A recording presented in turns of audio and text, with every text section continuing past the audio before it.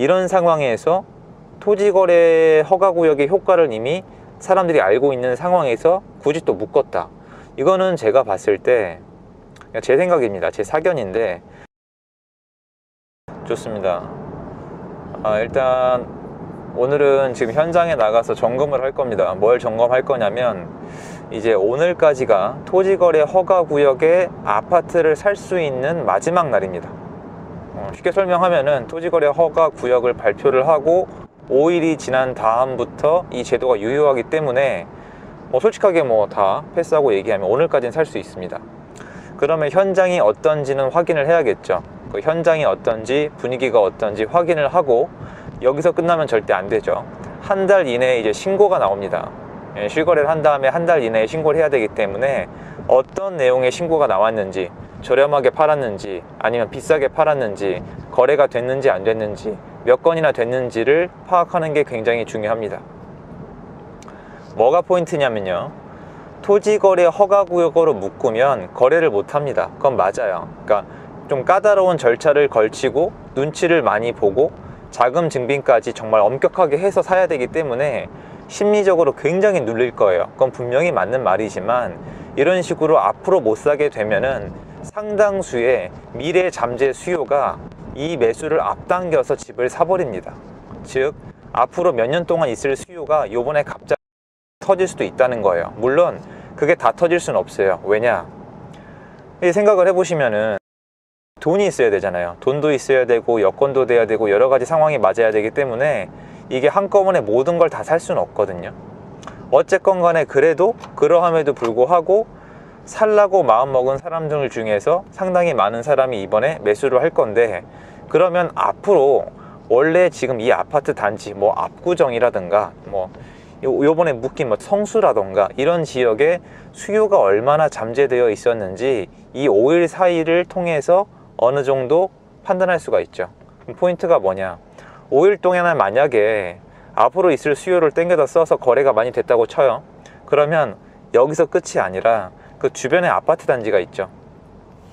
한 예로 예전에 잠실이 묶였을 때 잠실의 신촌동이 난리가 났었죠. 사실은 신촌동 뿐만이 아니고요, 토지거래 허가구역을 벗어날 수 있었던 작은 평수의 아파트나 신촌동을 비롯한 이 송파구의 아파트들, 그러니까 잠실에 꼭 집을 사고 싶은데 사지 못했던 분들이 인근의 아파트를 사기 시작을 해서 풍선효과죠. 사람의 수요를 어떻게 막겠어요, 사고 싶다는데.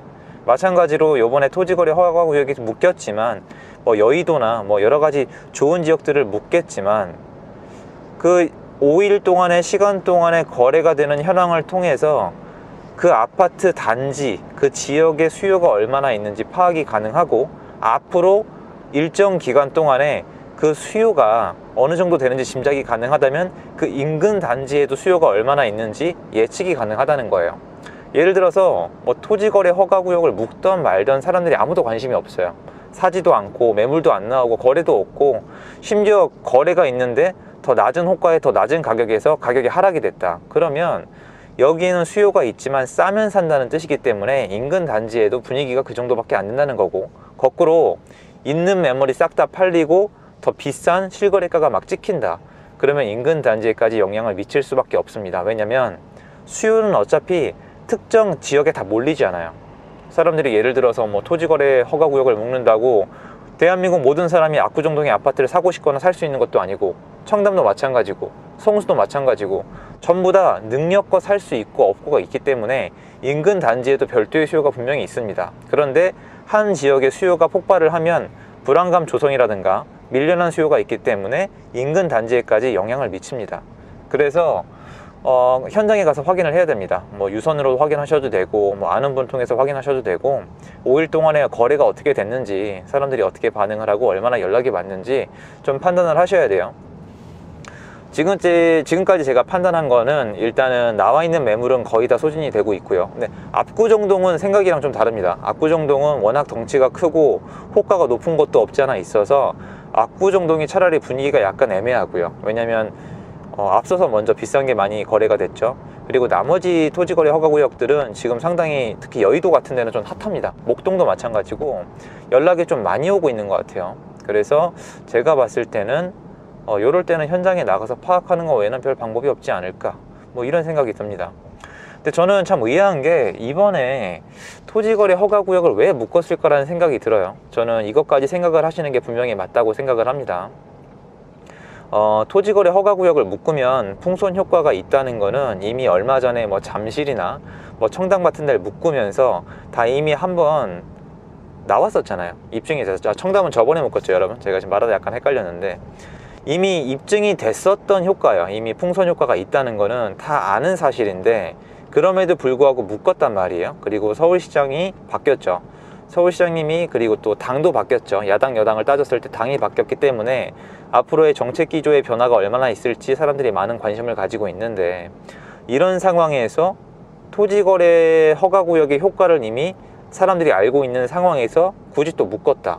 이거는 제가 봤을 때 제 생각입니다. 제 사견인데, 지금 부동산이 어떻게 보면은 많은 사람들이 원하지 않는 방향으로 가고 있다고 얘기를 한다면, 제가 그러면 지금 재건축 때문에 한 번 더 자극을 받는 걸 사람들은 싫어하겠죠. 예를 들어서 뭐 기사가 벌써 나왔었잖아요. 뭐 서울시장이 바뀌기도 전에 규제 완화한다 해서 목동이나 뭐 상계동이나 뭐 여의도나 아니면 압구정동이나 난리가 났다, 이런 얘기가 나왔었잖아요, 벌써. 그러면 정치적으로 그리고 심리적으로 얼마나 부담이 되겠어요. 그러면 최소한 그것 때문에 상승한다는 말은 안 나와야 되는데, 이 상승한다는 기준은 지금 실거래가입니다. 맞죠? 실거래가가 올라가면 올라간 거잖아요. 얼마 전에 난리가 난 게 뭐죠? 압구정동에 갑자기 실거래가가 10억이 넘게 올랐다. 이게 막 자극적으로 박혀서 뭐 서울시장 이름 박히고 이랬잖아요. 그러면 일단 실거래가가 안 올라가게 할 수 있는 방법은 뭐가 있냐? 토지거래 허가를 묶어 놓으면 실거래가는 새로 못 지키죠. 거래가 안 되니까. 그죠? 그럼 거래를 묶어 놓고 이제 재건축에 대한 규제를 완화할 수 있는 시나리오가 아닐까라는 생각은 드는데, 여러분들 아시겠지만 그 재건축 규제 완화가 만만한 게 아니면 쉽지가 않아요, 진짜. 왜냐면 서울시장 혼자 할 수 있는 게 아니잖아요. 서울시 의원도 있고 여당도 있고 정부도 있고 첩첩산중인데, 어쨌건 첫 번째 단계로는 이 재건축 기대감 때문에 상승하고 있는 그 숫자 넘버를 막는 거에 있지 않았을까 라고 저는 생각을 합니다. 그런데 약간 아쉬운 부분은, 모두가 알다시피 이 토지거래 허가구역을 묶는다고 사람들의 수요가 막 없어지거나 아니면 진짜 시세 자체가 하락하는 건 아니거든요. 저는 제가 봤을 때 어느 정도는 예상돼 있던 효과가 아닐까라고 생각을 들고, 우리가 지금 조심해야 되는 건 여기서 나올 수 있는 파급 효과, 풍선 효과입니다. 사실은 이게 지금 실거래가가 이제 찍힐 거란 말이에요. 이게 지금 5일 동안의 거래가 되면은 오늘까지가 데드라인이고 내일부터가 이제 안 되거든요. 오늘까지 거래가 실제로 됐다면 얘네 실거래가가 앞으로 한 달에 걸쳐서 막 나올 거란 말이에요. 그러면 얘네가 인근에 어떤 파급 효과를 미칠지가 굉장히 중요합니다. 왜냐하면 예전에 토지거래 허가구역을 묶었을 때도 똑같은 효과가 있었잖아요. 왜냐하면 잠실이 그때 오히려 더 올랐어요. 살 수가 없으니까. 그리고 여러분 생각을 해보세요.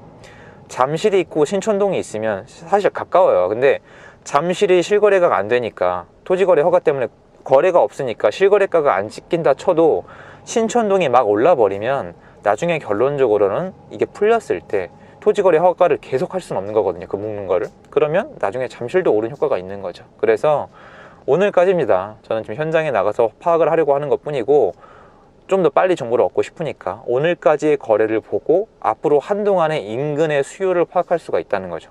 수요는 거짓말을 안 합니다. 수요가 있으면 돈이 몰리고, 돈이 몰리면 가격이 상승이 일어납니다. 그래서 이런 부분들을 여러분이 생각을 했으면 좋겠다. 토지거래 허가가 묶여서 어떤 효과가 있는지는 이미 증명이 됐다. 그리고 이번에는 또 묶인 다음에 얼마나 효과가 어디까지 갈지 알고 싶다면, 지금 토지거래 허가 구역이 지정된 다음에 유효해지는 이 5일 사이가 중요할 수밖에 없다. 그거를 파악하러 지금 향하고 있는 겁니다. 이런 내용이 여러분한테 좀 도움이 됐으면 좋겠고요.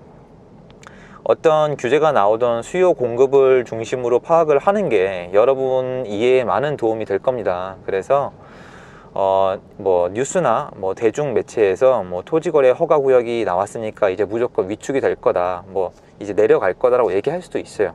그게 사실일 수도 있는데, 그거를 맹신하기에 앞서서 또 현장에 나가보거나 바쁘시면 전화 한 통 해보시고, 그것도 안 되면 여러 사람의 의견을 들어서 여러분의 경제활동의 판단에 좀 도움이 될 수 있는 방향으로 여러분이 공부를 하셨으면 하는 마음에 영상 준비했습니다. 도움 되셨으면 구독하기, 좋아요, 알림 설정 부탁을 드리고요. 저는 안전운전해서 오늘 잘 다녀오도록 하겠습니다. 아무튼 여기까지 영상 찍도록 하겠습니다. 감사합니다.